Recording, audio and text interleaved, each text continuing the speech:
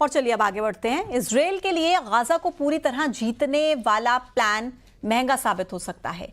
Netanyahu को उनके सेनाध्यक्ष ने एक बार फिर याद दिलाया कि युद्ध नहीं बल्कि डील के जरिए बंधकों को रिहा कराया जा सकता है और इसको लेकर एक डील सामने नजर आ रही है।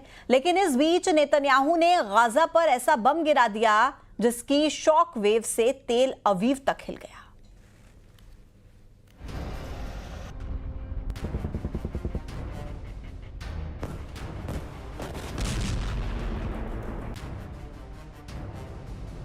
गाजा बॉर्डर पर टैंक पहुंच चुके हैं। इजराइल की बख्तरबंद गाड़ियां तैनात हो चुकी हैं। आसमान में अपाचे हेलीकॉप्टर मिसाइल और गोलियां बरसाने के लिए तैयार हैं। गाजा में हमास का आखिरी बार दम घोटने के लिए नेतन्याहू का सबसे खतरनाक ऑपरेशन शुरू होने वाला है।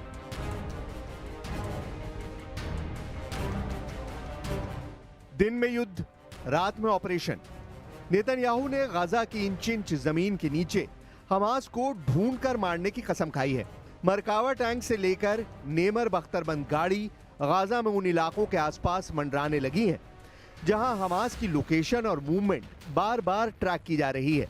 100% गाजा पर कब्जा करने वाला नेतन्याहू का प्लान फूल प्रूफ बताया जा रहा है। लेकिन नेतन्याहू के गाजा प्लान वाली खीर में मट्ठा डालने का काम करने जा रहे हैं इजराइल के सेना अध्यक्ष लेफ्टिनेंट जनरल इयाल जमीर। जनरल जमीर को लेकर टाइम्स ऑफ इजराइल में छपी यह खबर बता रही है कि इजराइल के प्रधानमंत्री और इजराइल के सेना अध्यक्ष एक प्लेटफॉर्म पर नहीं है। नेतन्याहू युद्ध चाहते हैं। जनरल जमीर ने कहा है कि बंधकों को लेकर डील तैयार है, यानी जमीर चाहते हैं कि बंधकों की रिहाई हो, जबकि नेतन्याहू गाजा के चप्पे चप्पे पर इजरायली फौजियों को देखना चाहते हैं।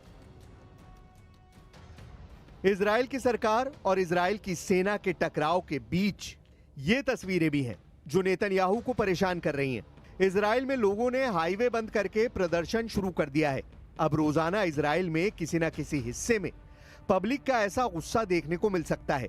ये लोग चाहते हैं कि नेतन्याहू युद्ध न करें बल्कि उन 22 बंधकों को बचाने के लिए हमास से डील करें जो अब भी गाजा में बंधक बनाकर रखे गए हैं। इससे पहले जनरल जमीर भी कह चुके हैं कि गाजा पर 100% कब्जे वाला ऑपरेशन सेना को थका देगा और इन प्रदर्शनकारियों की भी डिमांड है कि युद्ध खत्म हो, बंधक सही सलामत घर लौटे। दूसरी तरफ भूखे प्यासे गाजा के लिए आसमान से रसद गिराई जा रही है। लाखों लोगों के सामने खाने का संकट है और पैराशूट से गिराए जा रहे इस सामान को उन लोगों तक पहुंचाने की कोशिश है जो गाजा में इस हाल में जीने को मजबूर हैं। हमास और इजराइल के युद्ध में 20 लाख फिलिस्तीनी लोग इस तरह की भूखमरी की चपेट में हैं। संयुक्त राष्ट्र भी इसका ऐलान कर चुका है कि गाजा में हालात बहुत नाजुक हैं, लेकिन नेतन्याहू का इरादा अटल है। हमास को पूरी तरह खत्म करने के लिए इजराइल के टैंकों ने डेरा जमा लिया है। इजराइल का ऑपरेशन हमास को डराने के लिए शुरू हो चुका है। इन तस्वीरों के जरिए नेतन्याहू बताना चाहते हैं कि अब जो भी उनके आगे आएगा मिट्टी में मिला दिया जाएगा। नेतन्याहू के टैंक गाजा के जर्रे जर्रे को रौंदने के लिए तैयार हैं। गाजा के उन इलाकों में टैंक ऑपरेशन की तैयारी है जहां हमास अब भी लगातार एक्टिव है। गाजा पर चढ़ाई की फाइनल तैयारी के बीच इजराइल का एक बम नेतन्याहू के लिए बड़ा टेंशन बन गया। इजराइल ने गाजा के खान यूनुस में नासिर अस्पताल के आसपास बमबारी की थी और इसी बॉम्बिंग के बाद रेस्क्यू ऑपरेशन चल रहा था। तभी वहां पर इजराइल का एक और बंकर बस्टर बम आकर गिरा।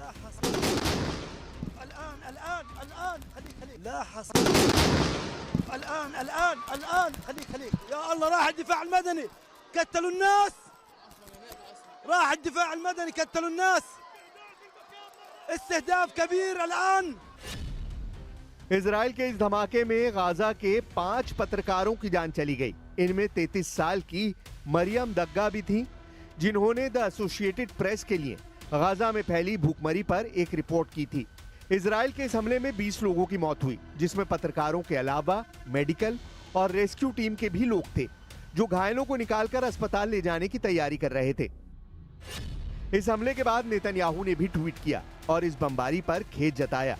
नेतन्याहू ने कहा कि पत्रकारों, मेडिकल स्टाफ और आम नागरिक उनके लिए कीमती हैं। इस बमबारी की उनकी सेना जांच कर रही है।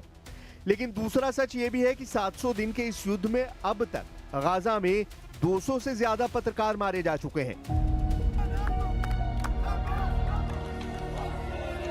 नेतन्याहू का गाजा प्लान बता रहा है कि बाकी बचा 25% गाजा अब ऐसे जलेगा, 25% गाजा अब ऐसे फटेगा। इजराइल ने अपना इरादा साफ कर दिया है क्योंकि गाजा को जलाने वाला ऑर्डर जारी कर दिया गया है। 75% इलाके पर इजराइल का कब्जा होने के बाद अब बाकी बचा 25% गाजा अब सबसे बड़ी तबाही देखने जा रहा है।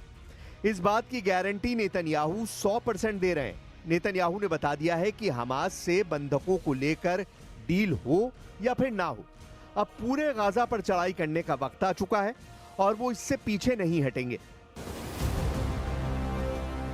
इजराइल का ऑपरेशन अब हमास को डराने के लिए शुरू हो चुका है। इन तस्वीरों के जरिए नेतन्याहू बताना चाहते हैं कि अब जो भी उनके आगे आएगा मिट्टी में मिला दिया जाएगा। हमास को बेचैन करने वाले इस वीडियो में गाजा को जलते हुए देखा जा सकता है। नेतन्याहू गाजा पर 100% कब्जा करना चाहते हैं, यानी पूरा का पूरा गाजा। अभी इजराइल का गाजा के 75% इलाके पर कब्जा है, यानी 25% ऐसा इलाका है जहां गाजा के करीब 20 लाख लोग टूटी फूटी इमारतों और टेंट में रह रहे हैं। गाजा के खान यूनुस इलाके में इजराइल के कमांडो एक्टिव हैं। वो चप्पे चप्पे पर हमास को तलाश रहे हैं।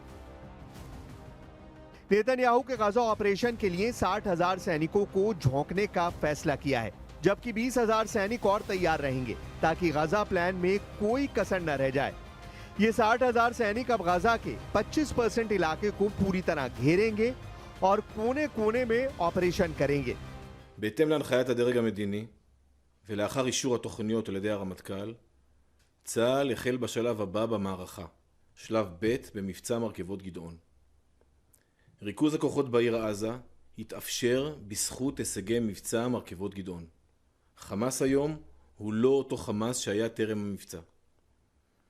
מארגון טרור צבאי הוא נותר ארגון גרילה מוכה וחבול. यानी इजराइल की सेना तैयार है, लेकिन नेतन्याहू के गाजा प्लान का इजराइल की पब्लिक के बीच विरोध तेज हो गया है। ये लोग चाहते हैं कि युद्ध खत्म किया जाए, हमास से डील की जाए और बंधकों को वापस लाया जाए। और अगर ऐसा नहीं हुआ तो बाकी बचे 22 बंधकों की भी जान चली जाएगी। इस तरह के प्रदर्शन में लोगों की डिमांड बहुत साफ है: बंधकों की आजादी, हमास से डील और 22 महीनों से चले आ रहे इस युद्ध का अंत। ये तीन डिमांड इजराइल में नेतन्याहू की पॉलिटिक्स को चैलेंज कर रही हैं, क्योंकि 20 से ज्यादा बंधक अब भी हमास के कब्जे में हैं और उनकी आजादी की मांग अब तेज होती जा रही है। साथ में गाजा युद्ध को खत्म करने की मांग है, जिसमें 63,000 से ज्यादा लोगों की मौत हो चुकी है, जबकि नेतन्याहू ने गाजा पर फाइनल चढ़ाई का अपना फैसला और तेज कर दिया है।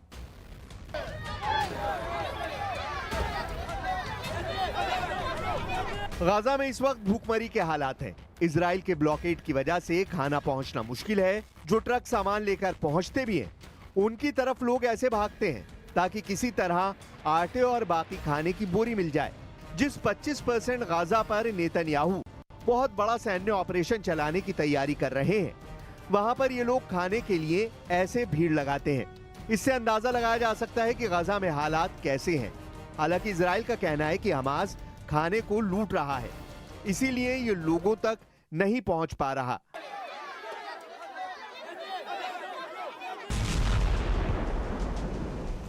हालांकि इजराइल की बमबारी जारी है और ये बम भी उस 25% इलाके में फट रहे हैं जहां पर 20 लाख लोगों की आबादी सिमट कर रह गई है।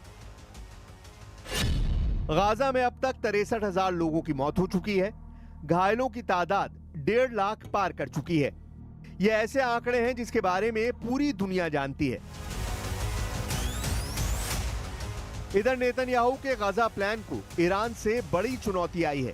ईरान ने अपने युद्ध अभ्यास का वीडियो जारी किया है। ये इजराइल के साथ साथ अमेरिका को भी धमकी है। जून के महीने में इजराइल से युद्ध के बाद ईरान की सेना ने पहला युद्ध अभ्यास किया है। फारस की खाड़ी में ईरान ने अपनी क्रूज मिसाइल और ड्रोन वाली पावर दिखाई है। ईरान के तेवर बता रहे हैं कि हमास के नाम पर नेतन्याहू का गजा प्लान कामयाब नहीं होने दिया जाएगा। क्या इसी महीने ईरान और इजराइल की टक्कर फिर से शुरू हो सकती है? तेवर दोनों तरफ बहुत खतरनाक है। इजराइल गाजा पर पीछे हटने को राजी नहीं और ईरान ने बता दिया है कि वो युद्ध के लिए फिर से तैयार है।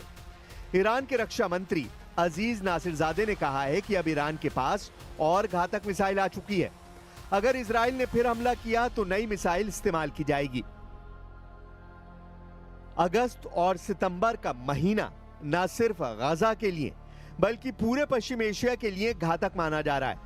ईरान और इजराइल दोनों आक्रामक हैं और अब गाजा पर चढ़ाई करने से पहले नेतन्याहू के तेवर देखकर लग रहा है कि युद्ध और तेज होने वाला है, जबकि वो बार बार कह रहे हैं कि गाजा पर पूरा कब्जा हुआ तो युद्ध खत्म हो जाएगा।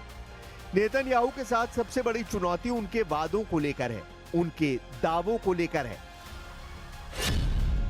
नेतन्याहू ने फरवरी 2024 में कहा था कि दक्षिण गाजा में राफा पर कब्जा किया तो युद्ध कुछ हफ्तों में खत्म हो जाएगा। मई 2024 में इजराइल ने राफा पर कब्जा किया, लेकिन अब हाल यह है कि 2025 कुछ महीनों बाद खत्म हो जाएगा और युद्ध अभी भी जारी है।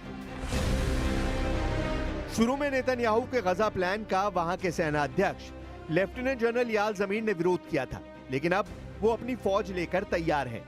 हालांकि सेनाध्यक्ष जमीर की तरफ से नेतन्याहू को बार बार आगाह भी किया जा रहा है, क्योंकि वो अब ऐसी डील की बात कर रहे हैं जिसके तहत इजरायली बंधक बिना किसी युद्ध के रिहा किए जा सकते हैं। वहीं नेतन्याहू का वॉर कैबिनेट लगातार पूरे ऑपरेशन की कमान संभाले हुए है। वैसे नेतन्याहू को अपने गजा प्लान को लेकर ट्रंप का सिग्नल मिल चुका है।